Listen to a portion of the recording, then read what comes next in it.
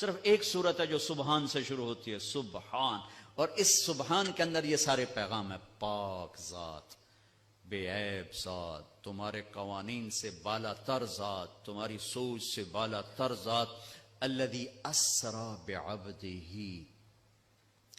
قریش کہنے لگے تم کیسے جا سکتے ہو؟ اللہ نے جواب دیا یہ تھوڑا ہی گئے تھے، میں لے کر گیا تھا.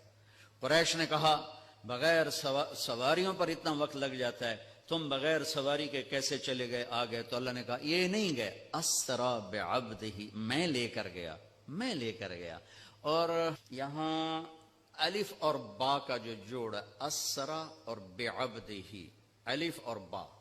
عربی گرامر میں اگر الف ہو تو با کی ضرورت نہیں، اسری عبدہ ہوگا، ٹھیک ہے؟ اور اگر با ہو تو الف کی ضرورت نہیں، سرا بعبدہ ہوگا. میری بات واضح ہوئی ہے نا؟ الف ہو نا، با کی ضرورت نہیں، اسرا عبدہ. اور اگر با ہو تو الف کی ضرورت نہیں، سرا بعبدہ. یہ الف اور با کا جوڑ کیوں ہے؟ یہ بتانے کے لیے کہ میں اللہ خود اپنے نبی کو لے کر گیا. اور بعبدہ ہی میں کیا اشارہ ہے؟ اب لوگ کون ہو کہ جی ہم کسٹم والے، میں کون ہوں جی؟ یہ جی مسجد والے. یہ کون ہے جی؟ یہ جی کپڑے والے. تو اللہ کہہ رہا ہے بعبدہ، یہ کون ہے؟ یہ میرا بندہ ہے، یہ میرا ہے اور میں ان کا ہوں. بعبدہ. اور الف اور با کے ساتھ اللہ فرما رہے ہیں کہ میں لے کر گیا. جبریل بھی نہیں لے کر گئے.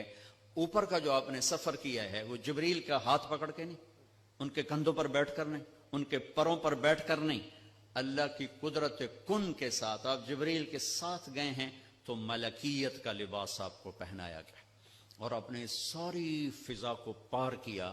آج یہ سائنس کا نیا علم آیا ہے کہ اگر کوئی سواری ٹائم کی رفتار سے زیادہ ہو جائے تو ٹائم اس کے لیے زیرو ہو جاتا، ٹائم زیرو ہو جاتا. اگر 1,86,000 میل پر سیکنڈ سے کوئی سواری زیادہ تیز ہو جائے تو ٹائم اس کے لیے زیرو ہو جاتا ہے. یہ آج کے امکانیات بتائے جا رہے ہیں. اور یہ میرے نبی کا سفر سپیس کو، راکٹ کو، شٹل کو، ہر چیز کے لیے راستہ دے رہا ہے کہ یہ ہو سکتا ہے، یہ ہو سکتا ہے. خلائی تسخیر ہو سکتی ہے، خلائی سیاروں تک جانا ہو سکتا ہے. لیکن آپ کی پہلی منزل پہلا آسمان آدم علیہ السلام نے استقبال کیا.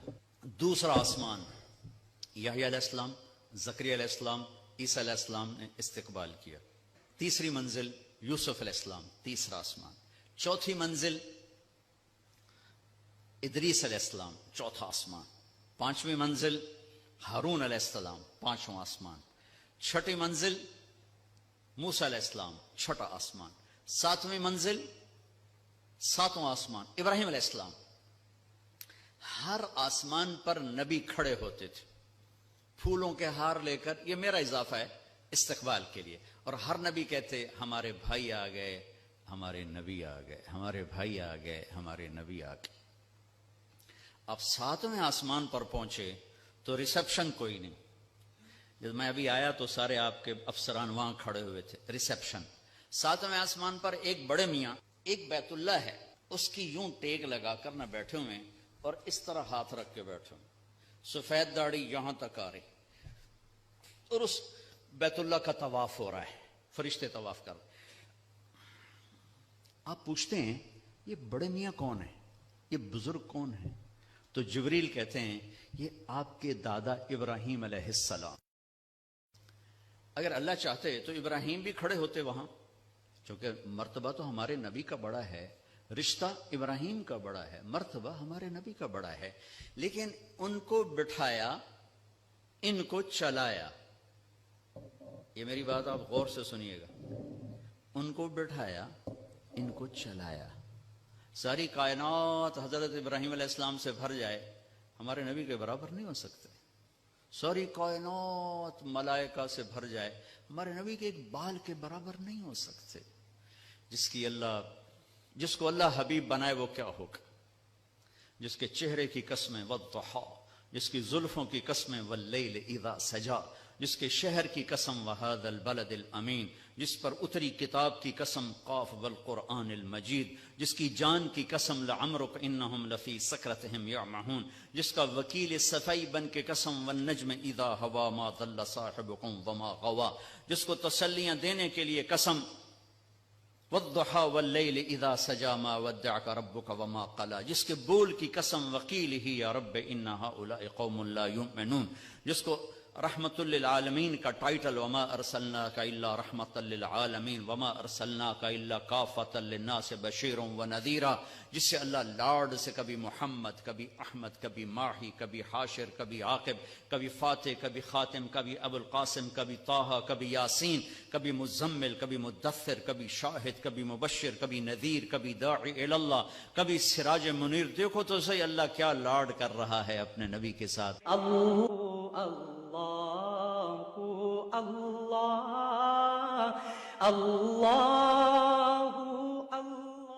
یہ بیت اللہ کی دیوار ہے ساتویں آسمان، یہ ایک بڑے میاں بیٹھے ہوئے ہیں اور یہ کائنات کی عظیم ہستی آتے ہیں اور یہ ادھر جا رہے ہیں، وہ ادھر نہیں آ رہے کہ یہ باپ ہیں، یہ بیٹے ہیں، اور اس آگے جانے میں باپ کو عزت دینی ہے اور بیٹے نے گھٹنوں کو چھونا ہے اور امت کو پیغام دینا ہے کہ رشتوں کا تقدس ہمیشہ باقی رکھنا ہوگا، چاہے آخری نبی ہی کیوں نہ ہو، چاہے آخری رسول ہی کیوں نہ ہو۔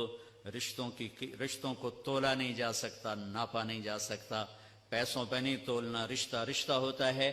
یہ چلے، وہ کھڑے ہوئے، سارے نبیوں نے کہا بھائی آ گئے، ابراہیم نے کہا میرا بیٹا آ گیا، میرا بیٹا آ گیا، میرا بچہ آ گیا، میرے نبی آ گئے، نبی بھی کہا میرے نبی آ گئے، وہ کہا میرا بیٹا آ گیا، میرا بچہ آ گیا، پھر گلے لگایا، پھر ماتھا چوما۔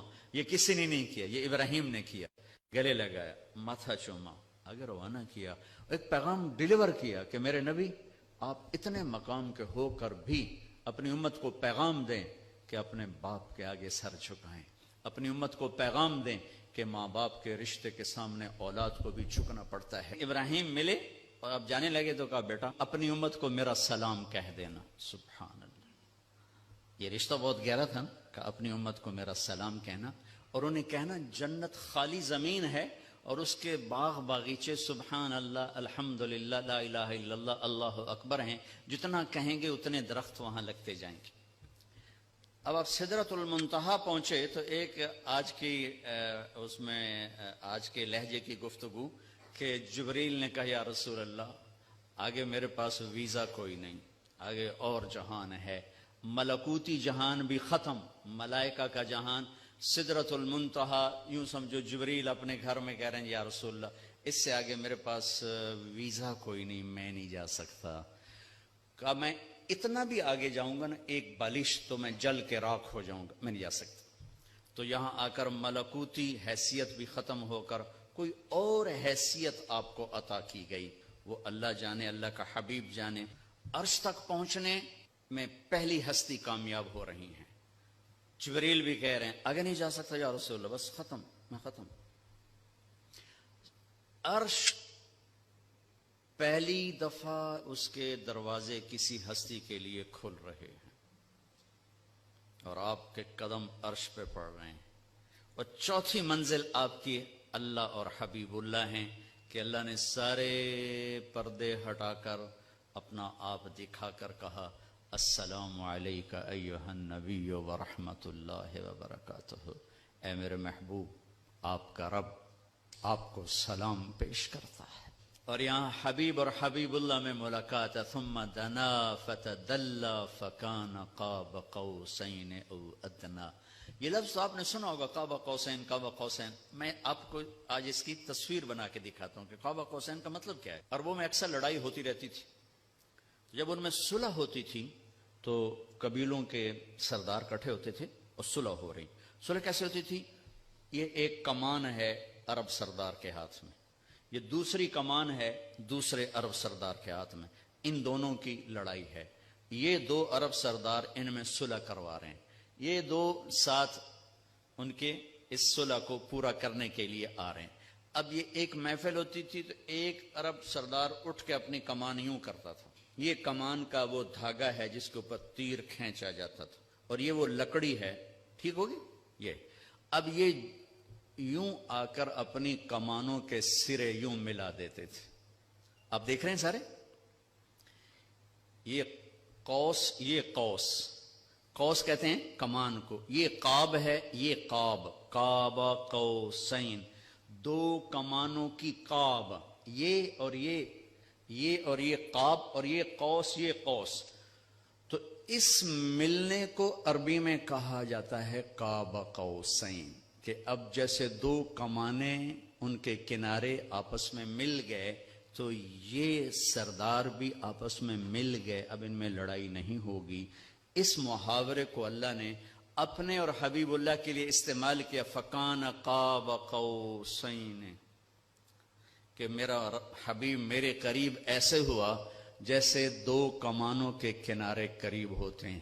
اگلی عجیب بات بتاؤں، او ادنا، او ادنا، اس کی کیفیت صرف اللہ جانتا ہے کہ نہیں، میرے حبیب اس سے بھی زیادہ میرے قریب ہو گئے.